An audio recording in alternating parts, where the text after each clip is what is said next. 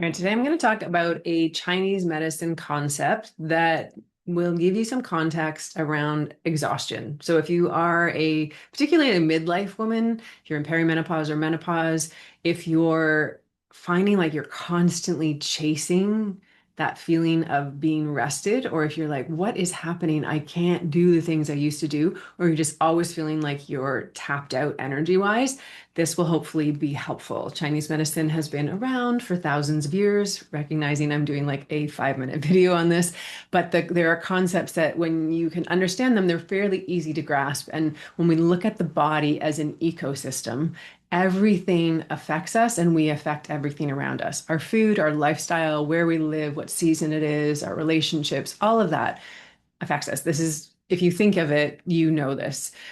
Sometimes we are told that just take this supplement or just do this one thing and you'll feel better. But unless that you look at the ecosystem that is you, you're going to be chasing something that's not giving you actually what you need. And one thing I know for sure is that midlife and menopause is asking you to shift something, how you're showing up in the world, where you're putting your energy, what's serving you, what's nourishing you, what's replenishing you, and what's draining you. It's really this filtering time where it calls everything, you know, under the microscope, basically. And it's like, do you really want to take this forward? And the way that the body works is it actually talks to you through symptoms.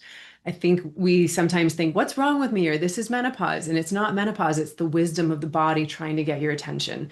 And we look at the body and listen. Every day, we're listening and responding to the body's signals. If you're hungry, you eat. If you're thirsty, you drink water and you don't even think about it. But somehow we think if we're waking up at 3 in the morning and we're getting a hot flash, this is menopause. It's not my body trying to get my attention. When really what it is your body saying, hey, stop that or do more of that. And what happens during this midlife transition is that those symptoms are going to get louder because our buffer of estrogen changes. It decreases. It's supposed to. That's okay because we should have enough to live. We're sort of programmed to live to be 100. And when we're living in alignment, we feel good and we can transition. But when we've been burning the candle at both ends, when we've been denying ourselves in some way, if we've been overriding our need for rest, to our no, our, whatever, showing up and doing something that you really don't want to do, it's really draining. And your body is going to say, hey, stop doing that. It doesn't feel good. So, we want to be living a long time, but the most important thing is we want to be living with vitality. And one of the things in Chinese medicine, finally getting to the thing I wanted to talk about, the thing that we say we are related to our vitality and our longevity is something called Jing. Jing is like this constitutional reserve. It's like the deep energy that you were born with, and also the energy that you are. Basically, are you making deposits into that bank account of vitality or are you making withdrawals? So we have a certain amount, and then how we're eating, if we're sleeping, how we're living is either putting money into that account or taking large amounts out. And when we get a lot of symptoms, it's kind of like we've been withdrawing a lot and we're living in a bit of overdraft. So this idea of Jing, it governs our aging. Governs our reproduction, our brain function, our bone density. And in Chinese medicine, like perimenopause is understood as this natural transition in kidney Jing. Specifically, we say that the system that governs our reproductive cycle, it starts to begin to shift. So like in puberty, your body's like, whoa, I have all this energy and wait, we need to procreate. So it creates a period. So you become fertile. Whether or not you have kids, there is that potential there. I know it doesn't always work out that way. Some people want it to, it doesn't. But this is what the body does by having a period. And then around midlife, around 50, it's like taking a lot of energy. I'm going to shift that, and then it stops producing, and it says I'm going to reprioritize longevity. So if we use modern language, what we'd say the mitochondrial reserve or telomere length, or the hormonal precursor capacity, bone mineral density, all that is what Chinese medicine says is governed by Jing. So when we have enough Jing, we feel good. And when we don't, we feel bad, or we feel like we're not as resilient, or we don't have those reserves. So Chinese medicine is beautiful for this. It has a map for these transitions of life and what you can do about it. So it's really about opening to this new chapter. But what we want to do is we want to really protect and nourish this Jing, this life force energy. And luckily, there are so many things that we can do to nourish this. Really, really simple lifestyle shifts, foods that we eat are have it's almost like directly putting money bank into that bank account, energy, life force into that bank account of vitality. So some of the things you can do, eating really mineral rich foods. So things like seaweeds, sea mosses, oysters, really, really helpful. Black foods, so black beans can be really helpful for nourishing this kidney energy.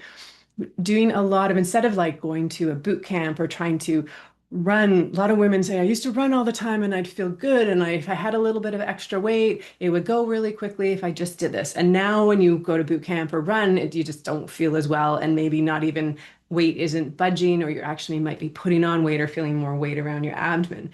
So instead of doing more energy out, you want to do things that are more replenishing and regenerating. So Qigong, restorative yoga, where you're holding, being held in place, and sort of it's almost a bit meditative, but you're relaxing your joints, you're stretching, but in a supportive way and holding poses for longer. Qigong is really great for moving energy, very invigorating. So many women love it. It's calming on the nervous system, but it moves energy and gives you that great feeling that you can get after exercising without depleting yourself. The other really important thing is rest. And I have a video on the 7 different types of rest. This is from, there's a link from the woman, and I'm forgetting her name right now, but who just said, we have not just sleep, how much you sleep at night, which is really important, but do you need social rest? Do you need creative rest? What kind of rest do you need? And so that's really important to listen to. And I know so many people and women resist this or feel guilty or feel like they're lazy when they rest. But if you think of that ecosystem, energy out, we need to put energy in. It's that balance. So we don't want to rest too much, but we don't want to move too much. We want to move and rest the right amount. So if you've been sort of burning the candle at both ends and going, you need to really prioritize rest. And so these are little simple things. So it's like 15 minutes restorative practice.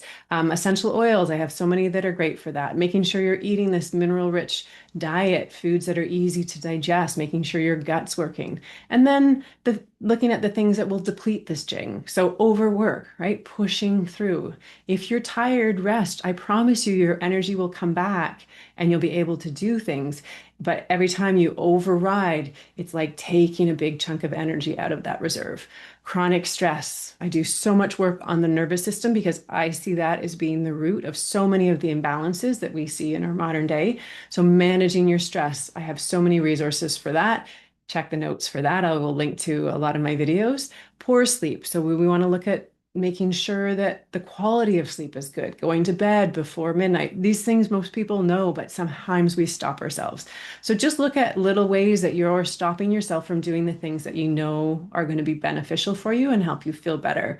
If you're noticing that you're relying a lot on stimulants, coffee, sugar, any other things that are trying to boost that energy, really it's your body calling for rest. So the more you rest, the less you're going to need those and the better you're going to feel. So there you go. Just a few little things, this idea of Jing, vitality, um, long in really feeding that longevity.